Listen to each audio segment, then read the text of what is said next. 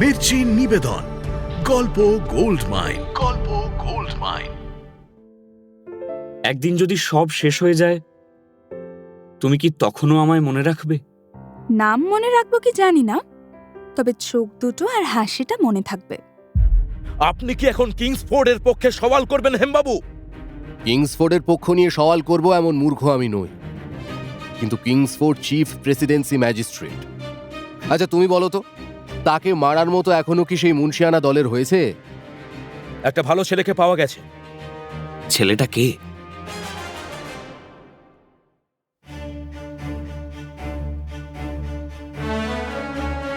মির্চি গল্প গোল্ড মাইনে আপনাকে স্বাগত।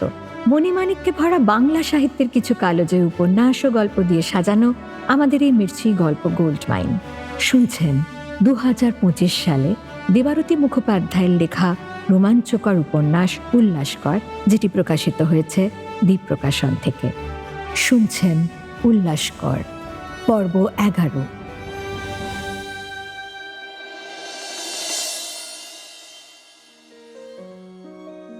বৃদ্ধ উল্লাসকর এবং লীলার স্মৃতিমেদুর আন্তরিক দৃশ্যের মধ্যেই মনা এসে জানায় একজন বয়স্ক লোক দেখা করতে এসেছেন, সঙ্গে এক মেম সাহেব।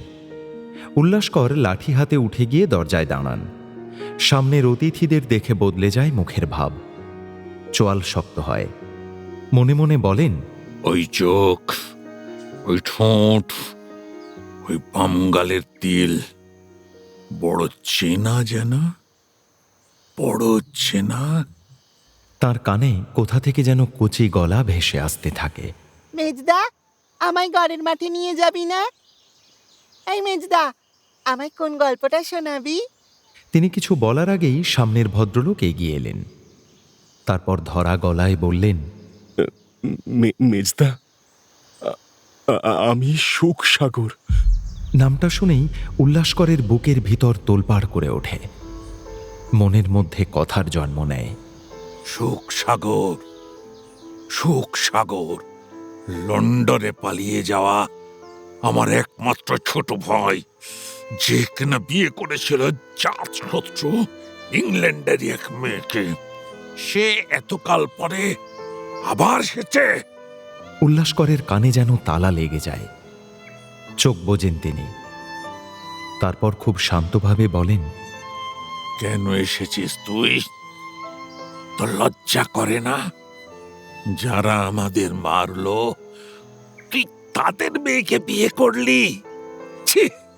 সুখসাগর নিরুত্তর। চোখ দিয়ে ঝরঝর করে নামছে অশ্রুধারা। পাশে দাঁড়িয়ে থাকা মেম সাহেবের অভিব্যক্তি ভয়ার্ত। কি করবেন কিছু বুঝতে পারছেন না। চলে যা, এখনই চলে যা। উল্লাসকর খর চোখে তাকান। দূর হয়ে যা আমার চোখের সামনে থেকে।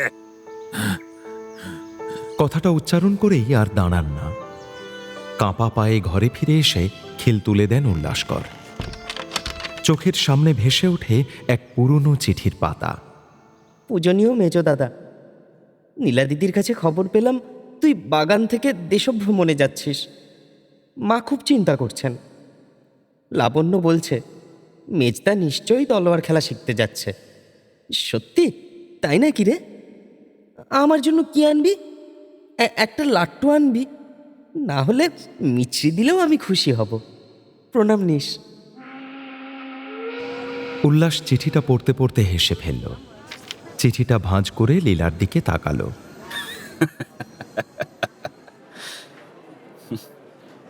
সুখু তোমায় এসে দিয়ে গেল বুঝি? হ্যাঁ, নিরঞ্জনের সঙ্গে এখন প্রায়ই আসে আমাদের বাড়িতে। লীলা হাসল। ও অপলক চোখে তাকিয়ে আছে উল্লাসের দিকে। উল্লাস বড় বড় চোখে তাকালো। কি কি দেখছো ওভাবে? এইভাবে তাকিয়ে থাকলে আমি যাই কি করে বলো তো? পাগল পাগল লাগে। যা। লীলা দ্রুত চোখ নামিয়ে নিল। তারপর লজ্জা জড়ানো গলায় জানতে চাইল, কবে ফিরবে? জানি না। বাগানে পুলিশের নজর পড়েছে। পরদাদা বলে পাঠিয়েছেন কিছুদিন শান্ত থাকতে। তাই তো এখন কিছুদিন বাইরে বাইরে থাকবো। দেশকে না চিনলে জানলে মনের চেতনা জাগবে না। প্রথমে যাব গয়া, তারপর দেখি আর কোথায় কোথায় যাই। উপেন্দা আর আমি একসঙ্গে ঘুরবো। উল্লাস গলা নামিয়ে বলল। লীলা শাড়ির আঁচলের কোণ পাকাতে পাকাতে বলল, বাবার জামাইবাবু কাল আমার ব্যাপারে আলোচনা করছিলেন। কি, আবার তোমার বিয়ে? না, সেই ব্যাপারে ওরা বুঝেই গেছেন আমি কি চাই। এখন ওদের ইচ্ছে আমি লন্ডনে পড়তে চাই, এগ্রিকালচার। লীলার কথাটা শুনেই উল্লাস চোখ কপালে তুলল। শ্বশুর আর বৌমা দুজনেই বিলেত ফেরত কৃষি বিজ্ঞানী? না, আমাদের কালীকচ্ছের জমিগুলোর এবার কিছু হিললে হবে মনে হচ্ছে। লীলা কিশোরীর মতো সরল চোখে মাথা হেলাল। আমি কি যাব? ব্যস্ত হাওড়া স্টেশন। এদিক থেকে ওদিক জনস্রোত বয়ে চলেছে। ট্রেনের ঘণ্টা বেজে উঠল। লোকজন ছুটে আসছে ট্রেনের দিকে। ইঞ্জিন শীষ দিল। জানালা থেকে উপেন তাড়া দিল। উঠে আয় উল্লাস, দেরি হলে মুশকিল। আসছি আসছি। উপেনকে সাড়া দিয়ে উল্লাস আবার এদিকে তাকালো। তারপর হেসে উঠল। কি মুশকিল বলো তো? পড়তে যাবে তুমি আর জিজ্ঞেস করছো আমায়? তুমি কি আমার সম্পত্তি নাকি? তুমি নিজে একজন স্বয়ং সম্পূর্ণ মানুষ লীলা, আমার চেয়ে অনেক অনেক মেধাবী। তোমার যা ইচ্ছে তাই করবে। তুমি যা ব্রিলিয়েন্ট স্টুডেন্ট, তোমার অনেক দূর যাওয়া উচিত। ইস, তাই বলে বিলেত? মনে নেই আমাদের মধ্যে কি কথা হয়েছিল? কি? যেদিন দেশ স্বাধীন হবে সেদিন you will take Edward and I will take George. যেখানে তুমি পড়তে চাওনি সেখানে ইংরেজ বিদ্বেষী হয়ে আমিই বা যাই কি করে? সাব্বাস সাব্বাস। এই না হলে আমার বউ। উল্লাস লীলার হাত দুটো জড়িয়ে ধরল। লীলা আরক্ত মুখে হাত সরিয়ে নিল। বউ শুনলে কি যে হয়, কোথা থেকে একরাশ লজ্জা এসে জড়ো হয় ওর চোখে মুখে। তবে ভালোও লাগে খুব। উল্লাসেরও সব সংকোচের বালাই নেই। সে মনে মনে কবেই লীলাকে নিজের বউ ভেবে নিয়েছে। ট্রেনের চাকা গড়াতে শুরু করেছে এবার। উল্লাস লাফিয়ে ট্রেনে উঠে লীলার দিকে তাকালো। মনে মনে ভাবল,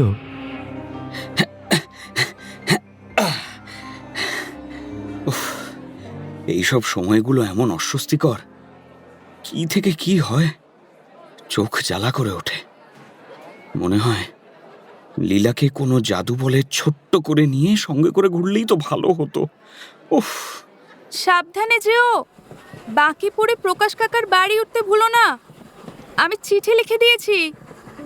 ট্রেন যতক্ষণ না স্টেশন থেকে বেরিয়ে এলো, উল্লাস দরজায় দাঁড়িয়ে অপলক তাকিয়ে রইল লীলার দিকে। মাঝে মাঝে আমার নিজেরই বিশ্বাস হয় না, এমন ঝকঝকে বুদ্ধিমতী মেধাবী তরুণীকে আমি জীবনসঙ্গী হিসেবে পাব। আহা, আচ্ছা, আমাদের মেয়ে হলে সেও নিশ্চয়ই লীলার মতোই হবে। কি নাম রাখা যায় তার? স্বাধীনতা রাখলে কেমন হয়? ভাবতে ভাবতে অন্যমনস্কভাবে ও বগিতে ফিরে এলো। উপেন আর ঋষিকেশ জানালার দুপাশে বসে মুড়ি চিবোচ্ছে। বাড়ি নেবারে আসেনি। সে গেছে মেদিনীপুরে একটা সভায়। তারপর সেখান থেকে সে চলে যাবে সুরাট। সেখানে কংগ্রেসের অধিবেশন বসতে চলেছে। দুপাশে সবুজ মাঠ, ধানক্ষেত। ট্রেন দুলছে ঘটাং ঘটাং। ওকে দেখে উপেন ভ্রু নাচালো। ক গ্যালন চোখের জল পড়লো তোর? হিসেব রাখিনি। বেশ, কিন্তু এবার অন্য হিসেবে নজর দিতে হবে যে। কি হলো আবার? আমাদের ওপর নজর রয়েছে। আমি বলি কি, গেরুয়া ধারণ করে ফেলি তিনজনে, তাতে সন্দেহ করবে না কেউ। আবার মাথার ওপরের ছাদ আর পেটের ভাত নিয়েও চিন্তা থাকবে না। কিন্তু ঋষিকেশ, এভাবে দুমদাম গেরুয়া পরা কি ঠিক? বেঠিক কোথায় লেখা আছে? এত বেদ, গীতা পড়া, এত ধ্যান, আমরা কি এতদিনও যোগী হইনি? আমি আর দেবব্রত তো আগেও গেরুয়া ধারণ করে ঘুরেছি। গোয়েন্দা বিভাগের চর সব জায়গায় উঁত পেতে বসে আছে। সে তো বটেই। সেদিন স্কটস লেনে অরদাদার সঙ্গে দেখা করতে গেছিলাম। একটা মুষ্কো লোক পিছু নিয়েছিল। অনেক গলি ঘুরে ওর নজর এড়িয়েছিলাম। তবে গেরুয়া পড়লে নিশ্চিন্ত। তাই হল। গেরুয়া ধারণ করে ওরা প্রথমে গেল গয়া, তারপর বাঁকিপুর। বাঁকিপুরে লীলার কথা মতো ওরা প্রকাশ রায়ের বাড়িতেই উঠল। ওদের দেখে প্রকাশ রায় উচ্ছ্বসিত হয়ে অভ্যর্থনা করলেন। এসো এসো, লীলা, শোভনা, নিরঞ্জন, ওরা কেমন আছে? উল্লাস প্রকাশ রায়ের পায়ে হাত দিয়ে প্রণাম করে বলল, ভালো আছে জ্যাঠামশাই। বিধানদাকে দেখছি না, এখন তো মেডিকেল কলেজে ছুটি। বলতে বলতেই প্রকাশ রায়ের কনিষ্ঠ পুত্র বিধান এসে ঘরে ঢুকল। আরে উল্লাস, এ কি হঠাৎ গৈরিক বসন কেন? উল্লাস হাসল। বিধানদা ওদের চেয়ে বছর তিনেকের বড়। কলকাতা মেডিকেল কলেজে ডাক্তারি পড়ে, থাকে হ্যারিসন রোডের হস্টেলে। লীলা শোভনার শৈশবে ওদের মা যখন মারা গিয়েছিলেন, তখন বিপিন কাকা ওদের সব ভাই বোনেদের এই প্রকাশ রায়ের বাড়িতে রেখে দেশে দেশে ঘুরে বেড়াতেন। প্রকাশ রায় ও তার স্ত্রী অঘোরকামিনীর কাছে লীলারা সন্তান সমস্নেহে বহুদিন থেকেছে। সেই সূত্রে ওদের সঙ্গে বিধানদার দাদা বোনের মধুর সম্পর্ক। কিছুক্ষণের মধ্যেই আড্ডা জমে উঠল।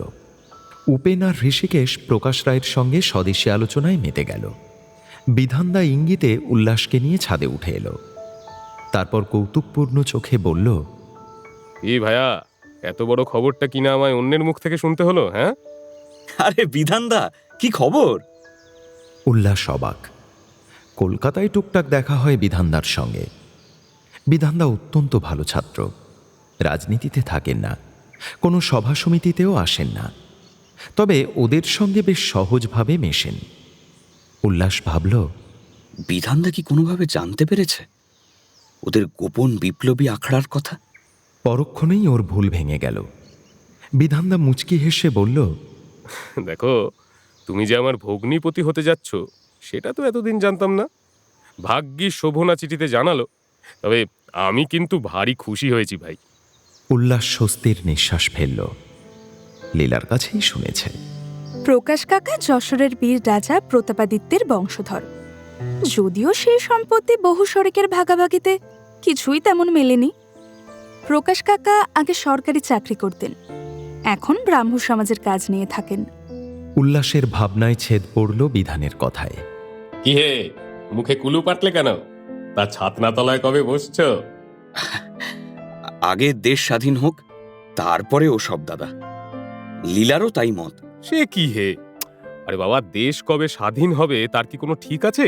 হ্যাঁ, এখন নিজেদের এতগুলো দলের মধ্যে খেয়া খেয়ে চলেছে। আরে বয়স কি বসে থাকবে নাকি? উল্লাস নিরুত্তর। তিনতলার ছাদ থেকে পাশের মাঠের দিকে চোখ পড়ে। সেখানে একদল ছেলে ফুটবল খেলছে। হই হই গোল! বিধানদা বলল, আর তাছাড়া আমি তো সামনের বছরই লন্ডন চলে যাব, দাঁড়িয়ে থেকে বোনের বিয়েটা দিতে পারবো না। লন্ডন কেন? ওই হায়ার স্টাডিজে। আসলে আমার খুব ইচ্ছে লন্ডনের বার্থেলমিও হাসপাতাল থেকে করার, যদি সুযোগ পাই আর কি। এশীয়দের তো ওরা নিতে চায় না। বিধানদার চোখ দুটোয় একরাশ স্বপ্ন। উল্লাস তীব্র কণ্ঠে বলল, যারা আমাদের দেশকে নিংড়ে ছিবড়ে করে দিচ্ছে, তুমি তাদের দেশেই হায়ার স্টাডিজ করতে যাবে বিধানদা? তাও আবার হাতে পায়ে ধরে। দেশের এই অবস্থা, তার মধ্যে শুধু নিজের ক্যারিয়ারের কথা তুমি কিভাবে ভাবতে পারো? বিধানদা উল্লাসের স্বভাব চেনে। সে একটুও রাগ করল না, শুধু হাসি মুখে বলল, জানো উল্লাস, আমাদের মেডিকেল কলেজের ভেতরে একখানা ফলক আছে, আর তাতে বাইবেলের একটা লাইন লেখা, whatever thy hands findeth to do, do it with thy might. যেটাই করবে সর্বশক্তি দিয়ে প্রাণপণে করবে। মানে যদি ডাক্তারি করি তবে সেরাটাই করতে হবে, যদি দেশ সেবা করি সেটাও অর্ধেক করলে চলবে না। বুঝতে পেরেছ? কিরকম? মানে আমি বলতে চাইছি যে আমাদের স্বরাজ শুধু কাগজের বুলি হলে চলবে না, আমাদের দেশের মানুষকে আরো শক্ত হতে হবে, সুস্থ হতে হবে। দেখো উল্লাস, মেয়েরা অল্প বয়সে মা হচ্ছে, রক্তাল্পতায় ভুগছে, সদ্যজাত শিশু অপুষ্টিতে মারা যাচ্ছে, প্লেগে কলেরায় হাজার হাজার লোক মরছে। এইসব দুর্বল অসুস্থ মানুষ স্বাধীনতা পেয়ে কি করবে বলতে পারো? হ্যাঁ, আমি চাই ডাক্তারিটা সেরাভাবে শিখে আসতে। যাতে আমার দেশের মানুষগুলোকে আমি সুস্থ করতে পারি। উল্লাস চুপ করে রইল। বিধানদা লম্বা একটা শ্বাস ফেলে বলল, আজ হয়তো আমি এক সাধারণ ডাক্তারির ছাত্র, কিন্তু জানো উল্লাস, আমি স্বপ্ন দেখি। আমি স্বপ্ন দেখি একদিন আমাদের দেশের প্রত্যন্ত গ্রামেও হাসপাতাল হবে, মানুষ বিনা চিকিৎসায় মরবে না। আমার কাছে না এও এক ধরনের স্বাধীনতা, জানো। হ্যাঁ, হয়তো তুমি ঠিকই বলছো। স্বাধীনতা শুধু পেলেই হবে না, তাকে রক্ষাও করতে হবে, সমাজের সব স্তরে ছড়িয়েও দিতে হবে। আর তার জন্য দরকার সুস্থ সবল মানুষ। তবে দেখো, শরীর অসুস্থ হলে মনও দুর্বল হয়, আর দুর্বল মন দিয়ে কি স্বাধীনতা টিকে?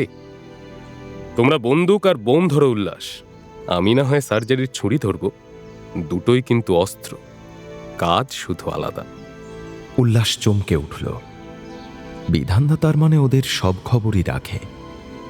ও মৃদুস্বরে বলল, তুমি জানো দাদা? এসব খবর লুকিয়ে রাখা যায় না উল্লাস। কলকাতার হাওয়াতেই তো আজকাল বারুদের গন্ধ।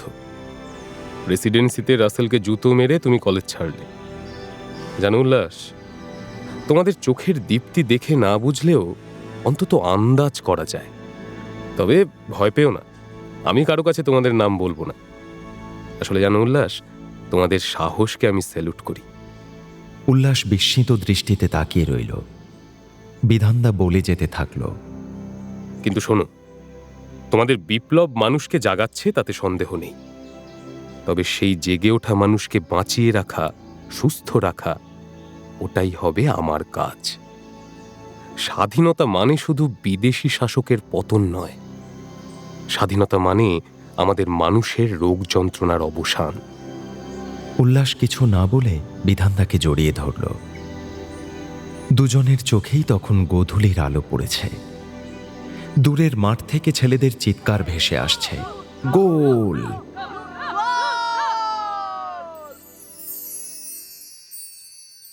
বেশ কয়েক সপ্তাহ পর বাঁকিপুর থেকে ওরা গেল নেপাল। স্বাধীন সেই শৈলরাজ্য ঘুরে ওরা যবে কলকাতায় ফিরল, বারিন ততদিনে সুরাট থেকে ফিরে এসেছে। ওদের ঢুকতে দেখা মাত্র বারিন বলে উঠল, এই তো ফিরলে অবশেষে। আমি কিন্তু অনেক আগেই ফিরে এসেছি। শুনলাম সুরাটে ভীষণ গোলমাল লেগেছে, কংগ্রেস ভেঙে গেছে নাকি? হ্যাঁ, ঠিকই শুনেছ উল্লাসদা।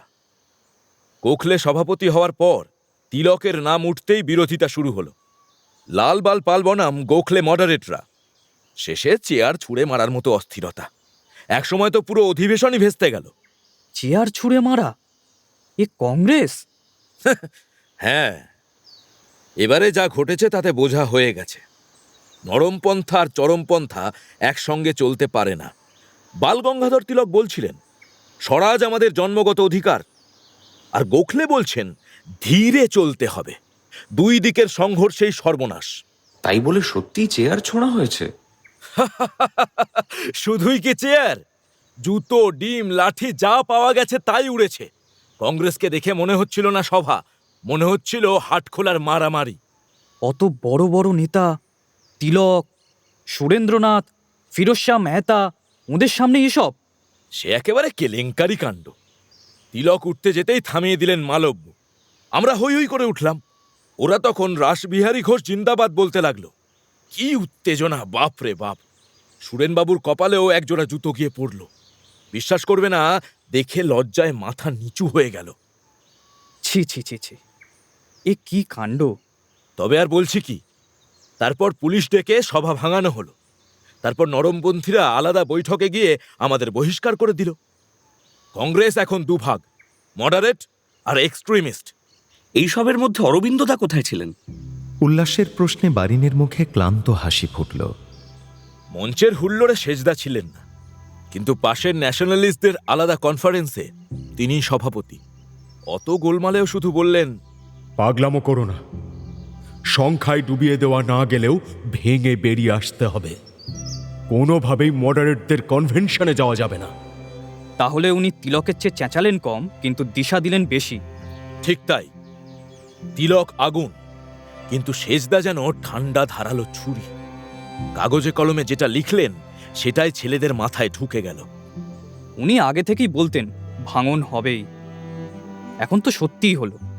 ঠিকই তো, নরম আর চরম পাশাপাশি থাকতে পারে না। ভিক্ষার রাজনীতি আর আত্মসম্মানের রাজনীতি একই ছাতার নিচে থাকবে কি করে? যা হয়েছে ভালোর জন্যই হয়েছে। এই লড়াই কেবল শুরু হলো। নেপালের পাহাড় ঘুরে এলাম, এবার আমাদের সত্যিকারের পাহাড় সরানোর পালা। মুরারিপুকুরের বাগানবাড়িতে নতুন ছেলেদের ভিড় যত বাড়তে লাগলো, গোয়েন্দা পুলিশের চরদেরও ততই ঘোরাঘুরি শুরু হলো। দিন রাত অচেনা লোক ঘোরাঘুরি করছে আশেপাশে। কে যে স্থানীয় বাসিন্দা আর কে যে পুলিশের লোক তা বোঝা অসম্ভব হয়ে উঠছে। কেউ ভিকিরির ছদ্মবেশে, কেউ ফুল বিক্রেতা, কেউ আবার ঠেলা গাড়ি ঠেলতে ঠেলতে খোঁজখবর নিচ্ছে। গলির মোড়ে দাঁড়িয়ে থাকছে সাদা পোশাকের পুলিশ। চায়ের দোকানের পাশ দিয়ে গেলেই চোখে পড়ছে সন্দেহভাজন লোকজন। উল্লাস একদিন খেতে বসে বলল, যা এভাবে এক জায়গায় সবাই গাদাগাদি করে থাকলে কিন্তু ধরা পড়তে বেশি দেরি হবে না। আমাদেরকে ডিসেন্ট্রালাইজড হতে হবে। নতুন ছেলেরা বরং থাকুক এখানে, উপেন্দা ওদের দেখভাল করবে, আর পুরনো ছেলেরা বরং ছড়িয়ে যাক ভবানীপুরে, স্কটস লেন কিংবা রসা রোডের ডেরাগুলোয়। আর সবচেয়ে বড় কথা, বোমা দপ্তর কলকাতায় আর রাখা চলবে না। এই প্রস্তাব সকলেরই মনোপুত হল। ছোট ছোট দল করে কলকাতার নানা আস্তানায় নতুন ঘাঁটি গড়া হতে লাগল। ঠিক হলো বোমার কাজকর্ম কলকাতা থেকে সরিয়ে নিয়ে চলে যাওয়া হবে দেওঘর। সেখানে কোনো নির্জন এলাকায় বোমার কারখানা খোলা হবে। শান্তিতে পরীক্ষা নিরীক্ষাও করা যাবে, পুলিশও খোঁজ পাবে না। দেওঘর থেকে কিছু দূরে রায়দি বলে একটা গ্রামে দেবেন্দ্রনাথ শীল নামে এক ভদ্রলোকের ফাঁকা বাড়ি পড়ে আছে। চারিদিকে খোলা মাঠ, লোকালয় অনেক দূরে। সেই লজটাই ভাড়া নেওয়া হলো। স্থানীয় লোকজন জানল এখানে সংস্কৃত আশ্রম গড়া হবে। উল্লাস প্রথম যেদিন গিয়ে পৌঁছল, তখনই ওর মনে হলো, এই তো সেই জায়গা যেখানে সত্যি এক মনে বিজ্ঞানের সাধনা করা যায়। লাল মাটির রাস্তা, দূরে সবুজ টিলা পাহাড়, ছড়িয়ে থাকা সাঁওতাল গ্রাম, বাতাসে ধুলোও নেই। কলকাতার মতো শহুরে চেঁচামেচি নেই, কেবল নিস্তব্ধতা। দেবেন্দ্রনাথ শীলের লজটা ভাঙাচোরা হলেও যেন একেবারে রাজপ্রাসাদের মতো লাগলো ওর। উঠোনজোড়া গাছগাছালি, লম্বা বারান্দা, ভেতরে বড় বড় ঘর। উল্লাসের মনে হলো এ যেন কোনো যোগীর জন্য তৈরি এক নির্জন আশ্রম। ওর সঙ্গে প্রথম দফায় কিছু নতুন ছেলে এসেছিল। সবাই মিলে ঝপাঝপ লজের একটা কামরা পরিষ্কার করে ফেলে বানানো হলো ল্যাবরেটরি। কাঠের তাকের ওপর সাজানো হলো কাচের শিশি, টিনের কৌটো, নানান রাসায়নিকের বোতল। Sulphuric acid, potassium chlorate, potassium nitrate, chlorate of potash সব মজুত হলো একে একে। সব সাজিয়ে গুছিয়ে বোমা মন্ত্রীকে রাজপাটে বসিয়ে তারা ফিরে গেল। পরের দফায় নলিনী আর বিভূতি কলকাতা থেকে নিয়ে এলো লোহার টুকরো, শেলের খোল, বারুদের গুঁড়ো আর অ্যাসিড রাখার বিশেষ পাত্র। সব মিলিয়ে জমজমাট হয়ে উঠল উল্লাসের ল্যাবরেটরি বাড়ি। বাড়ির এক কোণে রাখা থাকে পিপে ভর্তি অ্যাসিড, আর এক কোণে কেরোসিন। টেবিল জুড়ে সারি সারি কাগজ, তামার তার, সীসার টুকরো আর সোল্ডারিং আয়রন। ভেতরে ঢুকলে মনে হয় এ কোথায় চলে এলাম। উল্লাস আনন্দে থাকে। ভোরবেলা উঠে লম্বা লম্বা পায়ে হেঁটে চলে যায় কাছের পাহাড়ে। সূর্যোদয় দেখতে দেখতে সূর্য প্রণাম করে, কিছু প্রাণায়াম, ক্রিয়া আর কুম্ভক। তারপর টিলায় বসে লীলাকে চিঠি লেখে। ডাকে দেয় না। কলকাতা থেকে কোনো ছেলে এলে তার হাতে একেবারে চিঠির গোছা তুলে দেয়। বাড়ি ফিরে নিজেই রান্না সেরে নেয়, চাল ডাল, অল্প কিছু তরকারি। তারপর ঘন্টার পর ঘন্টা ডুবে থাকে ল্যাবরেটরিতে। কখনো অ্যাসিডের সংস্পর্শে কাচের পাত্র ফটফট আওয়াজ করে, কখনো আবার হঠাৎ রঙিন ধোঁয়া বেরিয়ে গোটা ঘর ভরে যায়। তীব্র গন্ধে চোখ জ্বালা করে। উল্লাস নানা রকম এক্সপেরিমেন্ট চালায়। প্রতিটা অবজারভেশন লিখে রাখে নিজের নোটবুকে। প্রতিটা পরীক্ষায় কতটা পাউডার ব্যবহার হলো, কতটা অ্যাসিড ঢালা হলো আর কেমন প্রতিক্রিয়া হলো। জানি একটুও ভুল হলে এই ঘর বাড়ি সব উড়ে যাবে, আমি নিজেও ছিন্ন ভিন্ন হয়ে যাব। তবুও এই বিপদের মাঝেই যেন এক অদ্ভুত আনন্দ। প্রথম দিকের পরীক্ষাগুলো প্রায়ই ব্যর্থ হতে লাগল। একবার কাচের ফ্লাক্স ফেটে গরম অ্যাসিড ছিটকে পড়ল হাতে। ঝলসে যাওয়া চামড়ায় তীব্র জ্বালা শুরু হলো। হাতটা সে কয়েকদিন নাড়তে পারল না। আরেকবার লোহার পাইপে বারুদ ভরে চাপ দিতে পাইপটা ভেতরেই ফেটে গেল। ঘরের এক কোণায় আগুন লেগে গেল। উল্লাস কোনো মতে ছুটে গিয়ে কম্বল চাপা দিয়ে আগুন নেভালো। ধোঁয়ায় ভরে গেল পুরো ঘর। চোখে জল থই থই। কিন্তু এসব ঘটনা ওর উৎসাহ আরও বাড়াতে লাগলো। সারাদিন ল্যাবরেটরিতে বোমার খোল, অ্যাসিড, লোহা নিয়ে পড়ে থাকে, আর মাঝে মাঝেই আপন মনে গীতা আবৃত্তি করে। গান গায় গলা খুলে, নিজেই রাঁধে, নিজেই খায়। কি যে মজা! একেবারে শান্ত সমাহিত কর্মযোগী। ওদিকে বারিন চতুর্দিক ছুটে বেড়াচ্ছে, কখনো মোরারি পুকুরে উপেনের কাছে, কখনো আবার দেওঘরে উল্লাসের কাছে, আবার কখনো নতুন ছেলে পাকড়াতে চলে যাচ্ছে বরিশাল বা মেদিনীপুরের দিকেও। আমার কাছে যখন আসে তখন বোমার মাল মশলা তো আনেই, সঙ্গে লীলার পাঠানো চিঠি, কিছু বইপত্রও নিয়ে আসে বারিন্দা। সব বইই সদ্য প্রকাশিত, জাতীয়তাবাদী বিপ্লবের আদর্শে লেখা। সেগুলো লণ্ঠনের আলোয় পড়তে পড়তে রক্ত গরম হয়ে ওঠে উল্লাসের। বিদেশি বিপ্লবীদের কাহিনী, অরবিন্দর প্রবন্ধ, বুকের ভেতর যেন আগুন ছোটে। কখনো বই বন্ধ করেই আবার ল্যাবরেটরির টেবিলের দিকে দৌড়োয় উল্লাস। নতুন মিশ্রণ বানায়, গুঁড়ো মাপে, কাগজে মোড়ে ক্যাপসুল বানায়। প্রতিটা পদক্ষেপ যেন এক একটা মন্ত্রোচ্চারণ। বারিন একদিন হেসে বলল, তুমি তো একেবারে পাগল হয়ে যাচ্ছ উল্লাসদা। সারাদিন এই কেমিক্যাল, ধোঁয়া, দুর্গন্ধ। মানুষ কিন্তু একা থাকতে থাকতে পাগল হয়ে যায়।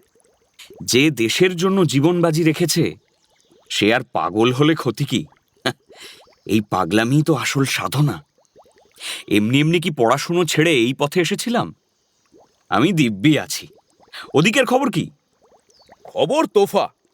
ছেলেও জোগাড় হয়েছে অনেক, টাকাও জমেছে ভালো। এবার সবাই তাকিয়ে আছে তোমার দিকে। আমার দিকে কেন? বাহ, তুমি বোমা না বানালে সবাই কাজে ঝাঁপাবে কি করে? বোমা তো অনেকগুলোই বানিয়ে ফেলেছি। এবারের গুলো আবার ওই ফ্রেজারের ট্রেনের মাইনের মতো নরম সরম নয় তো? না হে, এই বোমাগুলোর এমন তেজ, মাটিতে পড়া মাত্র কেঁপে উঠবে চারপাশ। বলো কি হে! তবে আমি হপ্তাখানেকের মধ্যে বিভূতি আর নলিনীকে নিয়ে আসছি। আবার হাতে কলমে টেস্টিংও হয়ে যাবে। কিছু নতুন ছেলেকেও এনো, তারাও শিখে নেবে। মন্দ বলনি। বেশ কয়েকটা ডাকাবুকো ছেলে জুটেছে। মেদিনীপুরের সত্যেনের ডেরায় ক্ষুদিরাম বলে একটা বাচ্চা ছেলে এসেছে। ভয়ডর কিচ্ছু নেই শরীরে। তবে তাকে বোমার দিকে আনা যাবে না। শেষদার নির্দেশে তাকে রিভলভারের ট্রেনিং দেওয়া হচ্ছে। এক কাজ করব, প্রফুল্লকে নিয়ে আসব। বোমায় তার খুব উৎসাহ। প্রফুল্ল মানে সেই রংপুরের প্রফুল্ল চাকি বলে ছেলেটা? না, মুরারি পুকুরে যে তোমার ন্যাওটা ছিল খুব, প্রফুল্ল চক্রবর্তী। হ্যাঁ হ্যাঁ হ্যাঁ, মনে পড়েছে। বেশ, তাকেও এনো। কিন্তু মাত্র 7 দিনের মাথায় যা ঘটল তার জন্য ওরা কেউই প্রস্তুত ছিল না। বিভূতি, নলিনী, প্রফুল্ল বারিন এলো। স্থির হলো সামনের দিঘিরিয়া পাহাড়ের মাথায় নির্জন সন্ধ্যায় হবে প্রথম বোমার পরীক্ষা। প্রফুল্ল হঠাৎ বায়না ধরল, বোমাটা আমায় ছুটতে দাও না উল্লাসদা। উল্লাস আর বারিন চোখ চাওয়াচাই করল। এই বোমা একেবারে নতুন ফর্মুলায় বানানো, কি হবে কিছুই বলা যায় না। প্রফুল্ল ছেলে মানুষ, কি থেকে কি হয় দরকার নেই। ক্ষতি কি? বাচ্চা ছেলে, ও ছুড়লে বাকি নতুন ছেলে মেয়েদেরও মনোবল বাড়বে। ঠিক আছে বিভূতি, ও না হয় ছুঁড়বে, কিন্তু আমি পাশে থাকব। এই পাহাড়ের প্রতিটা ইঞ্চি আমার চেনা। সেই মতোই সব ঠিক হলো। উল্লাস প্রফুল্লকে নিয়ে চলে এলো এক উঁচু পাহাড়ের আড়ালে। বারিন আর নলিনী গাছের ডালে উঠে বসল। বিভূতি লুকোলো ঝোপঝাড়ের আড়ালে। কারো মুখে আর কোনো কথা নেই। পাহাড়ের ঢাল বেয়ে নামছে গাঢ় আঁধার। আকাশে মিটিমিটি জ্বলতে শুরু করেছে তারারা। দূরে সাঁওতাল গ্রামে কুকুর ঘেউ ঘেউ করছে। প্রফুল্লর হাতে তুলে দেওয়া হলো গোল বোমাটা। উল্লাস ওর কাঁধে হাত রেখে বলল, মন শক্ত রাখিস, যেভাবে বলেছি সেই অ্যাঙ্গেলে ছুঁড়বি, আর ছোঁড়া মাত্র আমি হাত ধরে টেনে তোকে পাথরের আড়ালে নিয়ে আসব। মনে রাখিস ভাই, সাহসী সবকিছু। বাতাস যেন নিস্তব্ধ, কানে আসছে কেবল ঝিঁঝির ডাক। নরম সন্ধ্যের আলোয় প্রফুল্লর কপালে বিন্দু বিন্দু ঘাম। হাতের বোমাটাকে এমনভাবে ধরেছে যেন খেলনার বল। বাড়ির উল্টো দিকের গাছ থেকে দাঁতে দাঁত চেপে এদিকে তাকিয়ে আছে। বিভূতি মুঠি বন্ধ করে বসে। নলিনী ঠোঁট কামড়ে ধরে রেখেছে শ্বাস। উল্লাস ধীরে জিজ্ঞেস করল, রেডি? Ready, action! প্রফুল্ল সঙ্গে সঙ্গে হাত তুলল। চারপাশে নিস্তব্ধতা নেমে এলো। বাতাস যেন থেমে গেল। মুহূর্তের মধ্যেই বোমা ছোঁড়ার শব্দ। এরপরই আকাশ বাতাস বিদীর্ণ করা এক গর্জন, বজ্রপাতের মতো এক বিকট আওয়াজ। পাহাড় কেঁপে উঠেছে। ধুলোয় অস্পষ্ট চারপাশ, আকাশে তীব্র আলোর ঝলকানি। নলিনী চেঁচিয়ে উঠল, ইউরেকা! কিন্তু উল্লাস আর প্রফুল্লকে দেখতে পাওয়া যাচ্ছে না কেন? বোমা ফেটে গেছে ছোঁড়ার সঙ্গে সঙ্গেই। আগুনের ফুলকি ছড়িয়ে পড়েছে চারপাশে, আর বিস্ফোরণের ঝাঁকুনি সরাসরি এসে আছড়ে পড়েছে প্রফুল্লর মাথায়। বারিন, বিভূতি, নলিনী পাগলের মতো ছুটে এলো। প্রফুল্ল নিথর হয়ে মাটিতে পড়ে আছে। মাথার খুলি চূর্ণ হয়ে একদিকের ঘিলু বেরিয়ে পড়েছে। গরম রক্তে ছড়িয়ে আছে চারপাশ। অন্ধকার পাহাড়ি বাতাসে গাঢ় কটু বারুদের গন্ধ, সেই সঙ্গে মিশে যাচ্ছে পোড়া মাংসের গন্ধ। প্রফুল্ল! প্রফুল্ল! বারিন এসে ওর মাথাটা তুলে ধরা মাত্রই ওর হাতে প্রফুল্লর মাথা ভেঙে বেরোনো তরল সাদা ঘিলু মাখামাখি হয়ে গেল। বিভূতি কান্না চেপে বলল, পালু, পালু কোথায়? ধুলোয় ভালো দেখা যাচ্ছে না, তবু উল্লাসকে খুঁজে পাওয়া গেল একটু দূরে, অচৈতন্য। তারও মাথায় আঘাত, রক্ত গড়িয়ে পড়ছে কপাল বেয়ে। বারিন বুকে হাত রাখল। উল্লাসদার শ্বাস পড়ছে। চলো চলো, দেরি করা যাবে না। যে আর নেই তাকে নিয়ে বিলাপের সময় নয়। উল্লাসদাকে বাঁচাতেই হবে। ওরা চারদিক থেকে ধরাধরি করে তুলল উল্লাসকে। এখনই ওকে কলকাতায় নিয়ে যেতে হবে। পেছনে পড়ে রইল প্রফুল্লর ছিন্ন ভিন্ন হয়ে যাওয়া লাশ। চারিদিকে তখনও ধোঁয়া ছড়িয়ে আছে। অন্ধকার পাহাড়ের বুক জোড়া নিস্তব্ধতা গর্জনের পর যেন আরও গাঢ় হয়ে উঠেছে। গোপনে চিকিৎসা, নিয়মিত যত্ন আত্মে। উল্লাসের মাসখানেক লাগলো সুস্থ হতে, তবে মনের ক্ষত কি অত সহজে সারে? তবু আজও অনেক দিন বাদে কলেজ স্ট্রিটে এসেছে লীলাও। আজকাল যেখানেই যেতে হয় চোখ কান খোলা রাখতে হয়। কোথা থেকে কোন পুলিশের চর নজর রাখছে তার ঠিক নেই। প্রেসিডেন্সি কলেজের পাশ দিয়ে চুপচাপ হাঁটছিল ওরা দুজন। ছটপটে উল্লাস আজ বড়ই চুপচাপ। লীলা ঠিক বুঝতে পারছে না। অনেকদিন পরে দেখা হলো। দেওঘর থেকে আহত হয়ে ফেরার পর এই প্রথম। আমি বারবার অনুরোধ করা সত্ত্বেও দলের কেউ আমাকে নিয়ে যায়নি উল্লাসের কাছে, গোপনীয়তার স্বার্থে। কিন্তু সুস্থ হওয়ার পর তো উল্লাস নিজেই আকুল হয়ে পড়েছিল। কলেজ স্ট্রিট, স্মৃতিমেদুর জায়গা, উল্লাসের কি পুরনো দিনের কথা, কলেজ জীবনের সব ঘটনা মনে পড়ছে। দুপাশে বইয়ের দোকান, ছাপাখানার গন্ধ, ছাত্রদের তর্কাতর্কি আর সস্তা বাঁধাইয়ের বইয়ের ওপর ঝুঁকে থাকা চোখ। এত কোলাহলের মাঝে লম্বা লম্বা পায়ে উল্লাস হাঁটছে বটে, কিন্তু তার মনটা যেন এখানে নেই।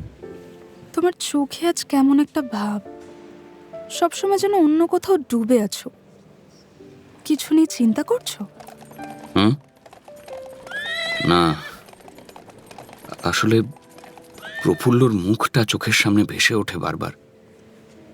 দিঘিরিয়া পাহাড়ে দাঁড়িয়ে সেই শেষ হাসি, যেন খেলার মাঠে দাঁড়িয়ে আছে, গোল করবে। মুহূর্তের মধ্যে ছেলেটা কেমন মুছে গেল লীলা। সেদিন যদি কিছুতেই ওর জোড়াজুড়িতে রাজি না হতাম। কথা শুনে লীলা থমকালো, বলল, বোমাটা কি কোনোভাবে ওর গায়ে এসে পড়েছিল? না, প্রথম তৈরি করেছিলাম তো, ভেবেছিলাম ছোঁড়ার পর মাটিতে পড়ে ফাটবে, কিন্তু এমন শক্তিশালী এক্সপ্লোসিভ ছিল যে ছোঁড়া মাত্র বাতাসের ঘর্ষণে ফেটে গেছিল। আমার আমার নিজেকে খুব দোষী মনে হয়। বোমটা তো আমারই ছোঁড়ার কথা ছিল। উল্লাস বিষাদ চোখে লীলার দিকে তাকিয়ে বলল। লীলা কেঁপে উঠল, তারপর অস্ফুটে বলল, ডাব খাবে? পরিচিত ডাবওয়ালার সামনে দাঁড়িয়ে দুটো ডাব নিল লীলা। তারপর কিছুটা জল খেয়ে মুখ তুলে যেন বলতে চাইল, তোমার কিছু হলে আমি কি করতাম উল্লাস? কিন্তু ওর মুখ দিয়ে কোনো শব্দ বেরোল না। উল্টে বলল, ওটা তো দুর্ঘটনা, তুমি কেন এত অপরাধ বোধ বয়ে বেড়াচ্ছ? অপরাধ বোধ ঠিক নয় লীলা, বরং প্রশ্ন। এই লড়াইয়ের পথে যতই হাঁটছি প্রশ্নগুলো তত বাড়ছে। কিসের প্রশ্ন? অরবিন্দ দাদা দিন দিন ধর্মের দিকে জোর দিচ্ছেন। সব গুপ্ত সমিতিতে কালী মায়ের ছবি রাখতে হবে, পুজো করতে হবে। বলছেন আমরা নাকি সবাই মা কালীর সন্তান, আমাদের নাকি মৃত্যু নেই। তাতে ক্ষতি কি? কালিমাকে যদি রূপক ধরে নাও, তবে আমাদের ব্রাহ্ম ধর্মেও তো তাই বলে। শ্বেতাশ্বর উপনিষদ মনে করো, শ্রীনন্তু বিশ্বে অমৃতস্য পুত্রা। বিশ্বজন শোনো, তোমরা সবাই অমৃতের সন্তান। ক্ষতি তো বলিনি, কিন্তু টাকার জন্য ডাকাতি, রক্তপাত, এগুলোকেও যে কালী মায়ের পুজোর অর্ঘ্য বলা হচ্ছে, সেটা কি ঠিক? উল্লাস দ্বিধান্বিত চোখে তাকালো। লীলা চুপ করে গেল। উল্লাস আবার বলল, তার মধ্যে প্রায় 1.5 বছর পর হেমদাদা দেশে ফিরছেন। ফ্রান্স থেকে অনেক বইপত্র এনেছেন। তাই? কি কি বই? মার্কসেনে, গ্যারিবল্ডে? হ্যাঁ, সেসব তো আছেই। এছাড়া আইরিশ ফেনিয়ানদের লড়াই, রাশিয়ার নারদনিকদের আন্দোলন। শুধু বই নয়, সঙ্গে শিখে এসেছেন গুপ্ত সমিতি চালানোর গোটা কর্মপদ্ধতি। কিভাবে সংগঠন দাঁড় করাতে হয়, কিভাবে অর্থ জোগাড় করতে হয়, কিভাবে সদস্যদের শপথ আর প্রশিক্ষণ দিতে হয়। হেমদাদা আসলে ভেবেছিলেন নতুন দল গড়বেন। কেন? তোমাদের দল কি হলো? অরবিন্দ দাদার অত পুজো আচ্চার প্রতি মনোযোগ হেমদাদার কোনোদিনই পছন্দ ছিল না। আর বারিন্দা কাজের চেয়ে লোক জানাজানি করে বেশি। কিন্তু তা সত্ত্বেও অরবিন্দ দাদা বুঝিয়ে শুনিয়ে হেমদাদাকে আমাদের দলেই নিয়ে এসেছেন আবার। বাহ, ইউনাইটেড থাকাই তো ভালো। না না, তাতেও সমস্যা। হেমদাদা চান সামগ্রিকভাবে গুপ্ত সমিতিগুলোকে নিয়ে কাজ করতে, কিন্তু বারিন্দা আবার খালি বোমা নিয়েই মেতে আছে। দেওঘরের যে বাড়িটায় আমি থাকতাম, সেই দেবেনশীলের বাড়ি, তা তো প্রফুল্লর ঘটনার পর ছেড়ে দেওয়া হয়েছে। সব জিনিসপত্রও নিয়ে চলে আসা হয়েছে।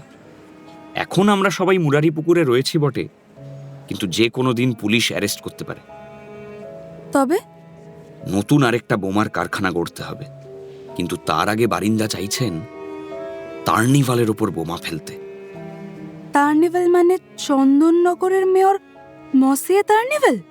ওমা, ইংরেজদের তাড়ানোর লড়াইয়ে ফরাসি মেয়রকে মারার প্ল্যান কেন? বাহ, আমাদের সব বিপ্লবী দলগুলো যে চন্দননগর থেকেই পিস্তল, বন্দুক এসব কিনতাম, কোনো পারমিট লাগতো না। কিন্তু সদ্য কার্নিভাল নতুন আইন এনেছেন, এবার থেকে পারমিশন ছাড়া বন্দুক কেনা যাবে না। আমাদের অস্ত্র জোগাড় করা অনেক কঠিন হয়ে গেল। এ আবার কেমন যুক্তি হলো? শুধু এই কারণে মেয়রকে মারবে? তাহলে তো কলকাতার পুলিশদের আগে মারা উচিত। কলকাতায় তো কোনোদিনই কেউ বিনা পারমিশনে বন্দুক কিনতে পারে না। ঠিক বলেছ লীলা, হেমদাদাও এই একই কথা বলেছেন, কিন্তু বারিন্দা শোনেনি। অরবিন্দের আদেশ নাকি। অগত্যা হেমদাদাকে রাজি হতেই হয়েছে। কেন? অনেক আগে হেমদাদা তো অরবিন্দের কাছেই দীক্ষা নিয়েছিলেন। এক হাতে তলোয়ার আর অন্য হাতে গীতা নিয়ে বিনা প্রশ্নে আদেশ পালনের শপথ করেছিলেন যে। হেমদাদার যুক্তিও কিন্তু ভুল নয় জানো। শুধু বোমা বানালে হবে? প্রথম দরকার হলো দলের শৃঙ্খলা। বিপ্লব মানে একটা পূর্ণ জীবন পদ্ধতি। হেমদাদা বলেন শৃঙ্খলা ছাড়া আগুনও অকারণ ছাই হয়ে যায়। বাবাও কিন্তু তোমায় এই কথাই বলেছিলেন, মনে আছে? হুম হুম মনে আছে। আমার ভেতরটা আজকাল ভেঙে যায়, নানা রকম দ্বন্দ্ব, বিরোধ, দোলাচল। আচ্ছা লীলা, দেশ কি সত্যি এভাবে স্বাধীন হবে? বিধানদা বলছিলেন স্বাধীন হলেই বা কি? হাসপাতাল নেই, চিকিৎসা নেই, আমাদের পরিকাঠামো কতটুকু? প্রত্যেকের যুদ্ধক্ষেত্র আলাদা। তুমি বেছে নিয়েছো বোমা, বিধানদা না হয় অন্য কিছু। লেলে বলে একজন সাধু বাবাকে অরবিন্দ আমাদের বাগানে পাঠিয়েছিলেন জানো। সেই লেলে মহারাজ বলে গেলেন এইসব লড়াই করে নাকি কিচ্ছু হবে না, সাধনা করতে হবে। সাধনা করলেই নাকি ইংরেজরা একদিন নিজে থেকেই দেশ ছেড়ে দিয়ে চলে যাবে। আচ্ছা তুমিই বলো, এ কি সম্ভব? হ্যাঁ, বাবা বলছিলেন মহারাষ্ট্রের এক ধর্মগুরু ওই বিষ্ণু ভাস্কর লেলে, সেই যে সুরাট অধিবেশনে খুব গোলমাল হলো, তারপরই ওই লেলের সঙ্গে অরবিন্দের পরিচয় হয়েছিল। অরবিন্দ নাকি সাধনা করতে লেলের সঙ্গে কোথাও গিয়ে বেশ কয়েকদিন নিরুদ্দেশ ছিলেন। ফেরার পর থেকে অরবিন্দর বিরাট পরিবর্তন, ঈশ্বর ভক্তি খুব বেড়ে গেছে। তারপর থেকে উনি যত বক্তৃতা দিয়েছেন সবেতেই নাকি ঈশ্বরের আদেশ পালন করতে বলেছেন মানুষকে। লীলার কথা শুনে উল্লাস একটু থেমে ম্লান হেসে ফেলল। অরবিন্দ দাদার ভেতরে যে পরিবর্তন এসেছে সেটা আমরা সবাই টের পাচ্ছি। আগেকার মতো কেবল রাজনীতি বা সংগঠনের কথা বলে না, তাঁর মুখে এখন কেবল একটাই কথা, ঈশ্বরই নাকি তাঁকে দিয়ে এইসব কাজ করাচ্ছেন। তাহলে কি বিপ্লবটা এখন ঈশ্বরের ইশারায় চলবে? জানি না লীলা, জানি না। একদিকে তাঁর কথা শুনলে শরীরে রোমাঞ্চ জাগে, অন্যদিকে প্রশ্নও আসে মনে, আমরা কি তবে নিজেদের মস্তিষ্ক আর যুক্তিকে একেবারে অস্বীকার করছি? অস্ত্র, বোমা, ডাকাতি সব যদি ঈশ্বরের নামে হয় তবে এর দায় কার? যথারীতি হেমদাদা এসব দেখে ক্ষুব্ধ। তিনি বলেন, শুধু ভক্তি দিয়ে বিপ্লব টিকবে না। বিপ্লবী যদি ভোরবেলা ওঠার অভ্যেস না রাখে, শারীরিক কসরত না করে, মিথ্যে কথা বলে বা মদ খায়, তবে সে বিপ্লবী নয়। আর বারিন্দা, তিনি কি বলেন? বারিন্দা আবার অন্য ধরনের। সে মনে করে একদিন এক মহাবিস্ফোরণেই সব বদলে যাবে। পুলিশের সদর দপ্তর, গভর্নরের গাড়ি সব দুমদাম উড়িয়ে দিলেই ইংরেজ সরকার ভয়ে পালাবে। কিন্তু হেমদাদা বলেন, একাত্রা বিস্ফোরণ মানেই স্বাধীনতা নয়। যদি সংগঠন না থাকে তাহলে সবই বৃথা। যাকগে, আমার কথা বলতে গেলে রাত কাবার হয়ে যাবে, শেষ হবে না। তোমার কথা বলো, বিপিন কাকা কেমন আছেন? নিরঞ্জন, জ্ঞানাঞ্জন? সবাই ভালো। বাবা আর সুন্দরী কাকা সামনের সপ্তাহেই আবার শিলচর যাবেন কি একটা অধিবেশনে। তবে নিরঞ্জন ইদানিং একটু কেমন চুপচাপ হয়ে গেছে। শুনলাম নাকি স্বদেশী বক্তৃতা শুনতে যাচ্ছে। তাই নাকি? লীলার কথা শুনতে শুনতে কলেজ স্ট্রিটের মোড়ে দুজন সন্দেহজনক লোককে চোখে পড়ল উল্লাসের। এই দুটো লোককে ও যেন মুরারি পুকুরেও ঘুরঘুর করতে দেখেছে। উল্লাস নিচু গলায় বলল, মনে হচ্ছে পেছনে ফেউ লেগেছে। আজ আসি লীলা। লীলা কিছু না বলে তাকিয়ে রইল উল্লাসের দিকে। এই দৃষ্টির সামনে পড়লে কি যে হয়, কথা হারিয়ে যায়। উল্লাস বলল, তুমি না থাকলে মনের তোলাচলের কথাগুলো কাকে যে বলতাম। সবকিছু যত জটিল, তুমি যেন ততটাই সহজ করে দাও। দেখ, তুমি আমাকে সবসময় খুব বড় কিছু ভেবে বসো। না না, বড় না। বিশ্বাস করো, দেওঘরে যখন থাকতাম কিংবা এখানে যেখানে যখন থাকি, খুব চাপের মধ্যেও যখনই মনে করি তুমি পাশে আছো, বুকের ভারটা হালকা হয়ে যায় অনেক। লীলার গালে এক চিলতে লালিমা ফুটে উঠল। চারপাশে কোলাহল, বই বিক্রেতাদের হাঁকডাক, রিকশার ঘণ্টা। উল্লাস চলে যেতে গিয়েও পিছু ফিরল হঠাৎ। একদিন যদি সব শেষ হয়ে যায়, তুমি কি তখনও আমায় মনে রাখবে? নাম মনে রাখবো কি জানি না, তবে চোখ দুটো আর হাসিটা মনে থাকবে। উল্লাস হেসে ফেলল, শিশুর মতো সরল সেই হাসি। তথাস্তু প্রিয়ে। চোখ আর হাসির ভরসাতেই তবে বেঁচে থাকবো।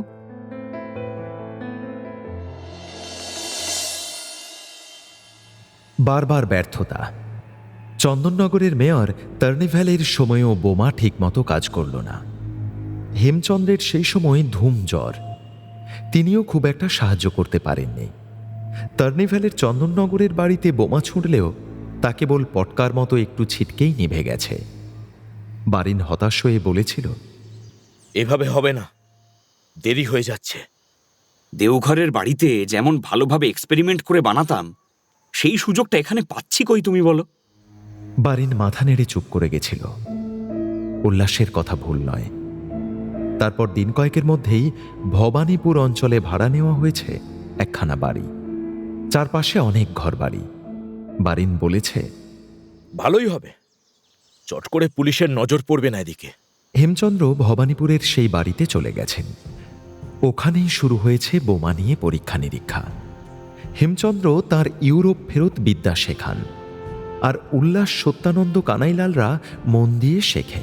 চারপাশের ব্যস্ত এলাকার মধ্যে বাড়ি, সেখানেই কারখানার মতো সাজানো হয়েছে ঘর। মাটির হাঁড়ি, লোহার খুন্তি, কাচের বোতল, রাসায়নিক। উল্লাসরা সারাদিন সেখানেই থাকে, আবার রাতে ফিরে আসে মুরারি পুকুরের বাগানে। উল্লাস সারাদিন তন্ময় হয়ে কাজ করে, অঙ্ক মেলানো, মাপ কষা, ডেটোনেটর গাঁথা, সবকিছুতেই তার অদ্ভুত মনোযোগ। হেমচন্দ্র ওর অসাবধানতায় বিরক্ত হন, কিন্তু ভালোবাসেন। মাঝে মাঝে রেগে উঠে বকেন, দেখে কর উল্লাস, এখানে সামান্য ভুলে প্রাণ চলে যাবে। সেই রাগের আড়ালে অগাধ স্নেহ। হেমচন্দ্র এই কদিনেই বুঝেছেন, ওনেরা যাই হোক, এই ছেলেটা একেবারে স্বচ্ছ, কোনো ভণ্ডামি নেই, বুকে অদ্ভুত এক সাহস, অথচ মুখে শিশুর মতো সরল হাসি। মাঝে মাঝে হেমচন্দ্রের চোখ থেমে যায় উল্লাসের ওপর। ভাবেন, এমন খাঁটি ছেলেদের হাতে যদি সত্যি বিদ্যা ফলপ্রসূ হয়, তবে দেশ একদিন মুক্ত হবেই। কিন্তু হেমচন্দ্রের সঙ্গে বারিনের খটাখটি লেগেই থাকে। সেদিন দুপুরে বারিন এসে ঘোষণা করল, আমাদের নেক্সট টার্গেট কসাই কাজী কিংসফোর্ড। এবার আর কোনো ফাঁকি নয়। হেমচন্দ্র টেবিলে রাখা মাল মশলা গুটিয়ে রেখে সোজা হয়ে বসে পড়লেন। এই বুঝি নতুন অর্ডার? হ্যাঁ হেমবাবু, বদমাস কিংসফোর্ড অনেকগুলো স্বদেশী কাগজের সম্পাদককে ধরে ধরে জেলে পুরেছে। সুশীলের মতো বাচ্চাকেও চাবুক মেরেছে। ওকে মারলে তবেই একটা কাজের কাজ হবে। বারিন হাতের মুঠি শক্ত করে বলল। হেমচন্দ্র বিরক্ত মুখে তাকিয়ে রইলেন। বারিন কিঞ্চিত অসহিষ্ণু সুরে বলল, আপনি কি এখন কিংসফোর্ডের পক্ষে সওয়াল করবেন হেমবাবু? কিংসফোর্ডের পক্ষ নিয়ে সওয়াল করব এমন মূর্খ আমি নই, কিন্তু কিংসফোর্ড চিফ প্রেসিডেন্সি ম্যাজিস্ট্রেট। আচ্ছা তুমি বলো তো, তাকে মারার মতো এখনো কি সেই মুন্সিয়ানা দলের হয়েছে? আবার একখানা ফেল্ড অ্যাটেম্প্ট হবে। ওহো না, তোমার কথায় অনেস্ট অ্যাটেম্প্ট। বারিন শ্লেষটা চুপচাপ হজম করল, তারপর ব্রহ্মাস্ত্র ছুঁড়ল। সেজদার আদেশ, সেই আদেশ অমান্য করার ক্ষমতা আমাদের কারোর নেই। হেমবাবু আপনি মুখে যাই বলুন, আপনারও নেই। হেমচন্দ্র চুপ করে গেলেন। কিছুক্ষণ চুপ করে থেকে বললেন, তা আমায় কি করতে হবে? কিংসফোর্ডের এখনকার নিবাস গার্ডেন রিচ, ওর বাড়ির মধ্যেই বোমা ফেলতে হবে। ম্যাজিস্ট্রেটের বাড়ি মানে সে তো বাড়ি নয়, দুর্গ। চাইলেই গিয়ে ঢিল ছোড়ার মতো বোমা ফেলা যায় না। যাই হোক, ভেবে দেখছি কি করা যায়। দুদিন পরে এসো। দুদিন পর বারিন যেতেই হেমচন্দ্র তাঁর পরিকল্পনার কথা বললেন। বোমা বানিয়ে ঢুকিয়ে দেওয়া হবে একটা মোটা বইয়ের ভেতর। স্প্রিং লাগিয়ে এমন ব্যবস্থা করা থাকবে, কিংসফোর্ড বইটা খুললেই বোমা ফেটে অক্কা পাবে। উল্লাস হেমচন্দ্রের বুদ্ধিতে মুগ্ধ। বলল, আমি কিন্তু আপনাকে সাহায্য করব হেমদা। কিন্তু বই বোমা না হয় হলো, সেটা কিংসফোর্ডের হাত অবধি পৌঁছবে কি করে? আলোচনায় স্থির হল ডাকপিয়নের ছদ্মবেশে বইটাকে উপহারের মতো করে মুড়ে কিংসফোর্ডের বাড়িতে দিয়ে আসবে দলেরই কোনো ছেলে। বোমা বানানো হলো। প্রায় 1100 পাতার একখানা বইয়ের মধ্যে চৌকো গর্ত করে টিনের কৌটো বসিয়ে ফিট করা হলো বোমা। তারপর পরেশ বলে একটা ছেলে গিয়ে সেই উপহার দিয়েও এলো কিংসফোর্ডের বাড়ি। কিন্তু তারপর আর কোনো খবর নেই। উল্লাস, সত্যানন্দ, বারিনরা উত্তেজনায় ছটপট করে। আরে কি হলো? কিছুই তো খবর পাওয়া যাচ্ছে না। কিংসফোর্ড কি বইটা খোলেই নি? নাকি বাড়ির লাইব্রেরিতে বইটা সরাসরি ঢুকিয়ে দেওয়া হয়েছে? কিছুদিন পরেই আসল খবর জানা গেল। কিংসফোর্ড মুজফ্ফরপুরে বদলি হয়ে গেছে। সেখানকার জেলা জজ। আফসোসে ওরা হাত কামড়ায়। ইস, ভাগ্য বটে কিংসফোর্ডের। বইটা খোলার আগেই ট্রান্সফার অর্ডার এসে গেল। এই ঘটনায় বারিনের জেদ আরো চেপে যায়। সে বলে, শয়তানটাকে এবার মুজফ্ফরপুরে গিয়ে মেরে আসবো। আমি যাব না উল্লাস দা, তুমি গেলে এখানকার ছেলেগুলোকে কে সামলাবে? বরং প্রফুল্ল চাকিকে নেওয়া যেতে পারে এই মিশনে। কিন্তু অন্য কোনো গুপ্ত সমিতি থেকে আর একজন এমন কাউকে নিতে হবে যে প্রফুল্লকে চেনেই না। তাতে ধরা পড়লে কেউ কারো খবর ফাঁস করতে পারবে না। তেমন কে আছে? হেমবাবু, আপনি বোমাগুলো বানান, আমি খোঁজ খবর নিচ্ছি। বারিন সেদিন আবার ভোজবাজির মতো অদৃশ্য হয়ে গিয়েছিল। ফিরল দিন তিনেক পর। কোনো গৌরচন্দ্রিকা না করেই বলল, একটা ভালো ছেলেকে পাওয়া গেছে। ছেলেটা কে? কাকে খুঁজে পেল বারিন ঘোষ? সে কি পারবে বারিন উপেন উল্লাসের পরিকল্পনা মাফিক কাজ করতে? বারবার অসফল আক্রমণের পরে তবে কি সাফল্য আসতে চলেছে এবার?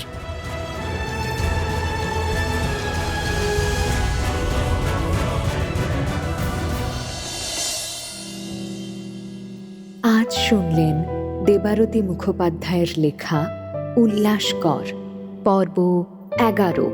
নাট্যরূপ অর্পিতা চট্টোপাধ্যায়, উপস্থাপনায় শিবাশিস বন্দ্যোপাধ্যায়, পরিচালনায় দেবলীনা আচার্য, বিশেষ তত্ত্বাবধানে সৌভিক গুহ সরকার, সৃজনশীল পরিচালনায় ইন্দ্রাণী চক্রবর্তী, প্রযোজনায় ভিজুয়াল অডিও, ভাষ্য স্পন্দন দাস, উল্লাসকর ঋতব্রত মুখার্জি, লীলা নিশা দরিয়া, অরবিন্দ শুভায়ন রয়, বারিন সৌরভ চক্রবর্তী, উপেন পল্লব মণ্ডল, ঋষিকেশ রাজবীর ঘোষ, বিধান সৌমিক মৈত্র, প্রফুল্ল ভিকি দাস, হেমচন্দ্র সায়ন্তন ঘোষ, বিভূতি অভিষেক মুখার্জি এবং অন্যান্য শিল্পীরা।